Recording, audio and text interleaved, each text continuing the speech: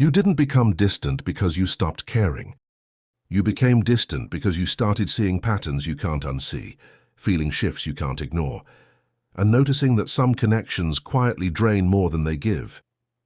And that moment is confusing, because part of you still wants closeness, still wants to belong, still wants to feel understood. Yet another part of you is pulling back, protecting your energy, protecting your focus, protecting something that feels too important to keep explaining to people who don't really listen. If you've been wondering why conversations feel heavier, why certain friendships suddenly feel forced, why your circle keeps getting smaller even though you didn't plan it that way, this isn't about becoming cold or superior. It's about a shift that most people don't recognize until it's already happening. And once you understand what's actually changing inside you, you'll realize this phase isn't pushing you away from life. It's preparing you for a very different level of it. At first, the distance feels accidental. You tell yourself you're just busy, just tired, just focused on personal growth, just not in the mood to talk. But then you notice something strange. When you do spend time with certain people, your energy drops, your motivation fades, and that calm clarity you worked so hard to build starts slipping away. Conversations that once felt exciting now feel repetitive. The same complaints, the same drama, the same arguments that never really go anywhere. And it's not that these people are bad. It's that you're no longer growing in the same direction. Your mind starts craving depth, purpose, progress, and quiet strength, while your environment keeps pulling you back into emotional noise. And here's the part that really messes with your head. You start realizing that protecting your peace feels better than proving your loyalty. That realization alone changes how you show up everywhere.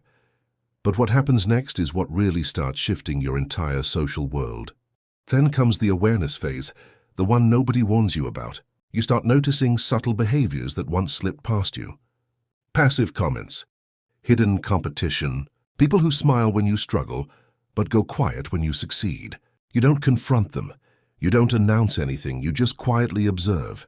And the more you observe, the harder it becomes to keep pretending everything feels the same. Your tolerance for emotional games drops. Your patience for fake support disappears. Your desire to explain yourself fades. You stop oversharing. You stop chasing validation. You stop needing approval for choices that finally feel right to you. And that's when the real separation begins, not because you rejected people, but because your standards for emotional safety and mental clarity quietly increased. And once that happens, certain connections can't survive at the same level, which leads to an even deeper internal shift most people never talk about. Soon you realize you're changing how you respond, not just who you spend time with. You pause more before speaking. You choose silence instead of reacting. You walk away from arguments you once would have fought to win. Not because you're weak, but because you're no longer addicted to proving yourself. You start understanding that peace is a form of power, and not every battle deserves your energy. And strangely, this maturity doesn't make relationships easier at first, it makes them awkward. People notice you're less reactive, less available, less emotionally predictable. Some respect it. Others feel threatened by it. And that's when distance becomes less of a choice and more of a natural result. Because when you stop feeding certain dynamics, those dynamics either evolve or disappear. But what happens internally during this stage is what truly reshapes your future connections. Now your mind begins craving something different. Not louder voices, not more people. Not constant stimulation, but alignment. You want conversations that expand your thinking, not drain it. You want bonds that feel safe, not competitive. You want support that doesn't come with guilt, pressure, or emotional debt. And once you experience even a small taste of that kind of connection, your tolerance for surface-level relationships drops even further. Suddenly, you'd rather be alone than misunderstood. You'd rather have quiet nights than forced social energy. And here's the twist. This doesn't feel lonely the way it used to. It feels peaceful, productive, focused, almost like your life is finally making room for something bigger than constant emotional maintenance. And that's when you start realizing that solitude isn't punishment, it's preparation. This is where most people get it wrong. They think detachment means you stopped caring about others, when in reality, you started caring about your future more. You started realizing that where your attention goes, your life follows. So you become more selective with your time, your emotional investment, your mental bandwidth. You stop chasing people who only show up when they need something. You stop shrinking yourself to fit spaces that no longer challenge you. You stop explaining your growth to people who benefit from you staying the same. And this shift feels uncomfortable at first because it breaks old identity patterns. You're no longer the fixer, the entertainer, the emotional support system for everyone else. You're becoming someone who chooses themselves without apology. And that choice changes everything about how you connect with the world.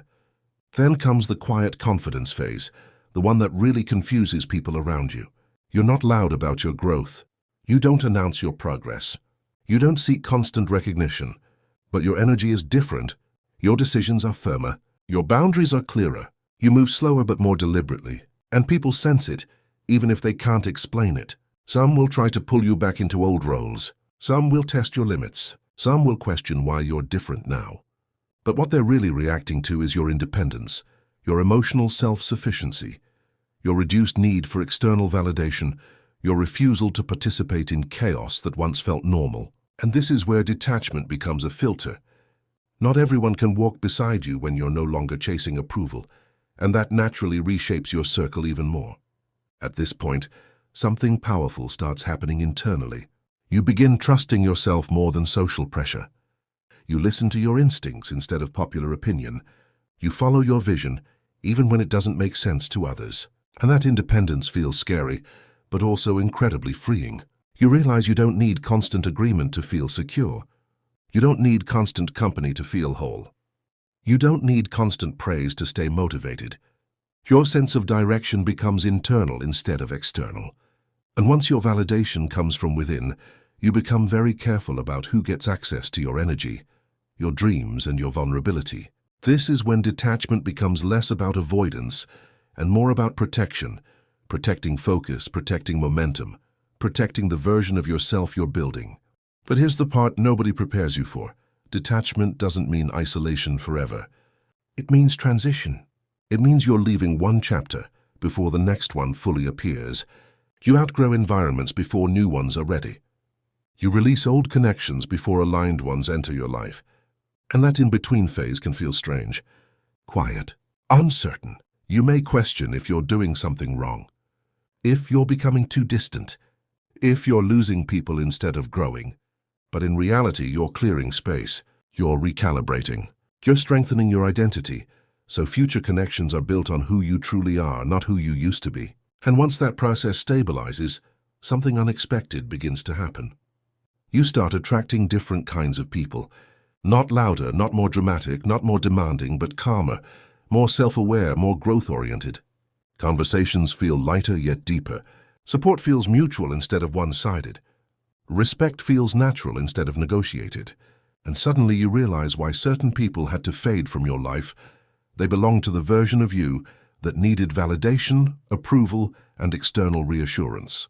But the version of you now? That version needs alignment, growth, and shared direction. And when you finally experience that level of connection, you understand why detachment was necessary. Not to escape people, but to find the right ones. So if you've been feeling like you're pulling away, becoming quieter, choosing solitude over noise, choosing focus over distraction, choosing growth over comfort, this isn't you becoming cold. This is you becoming clear.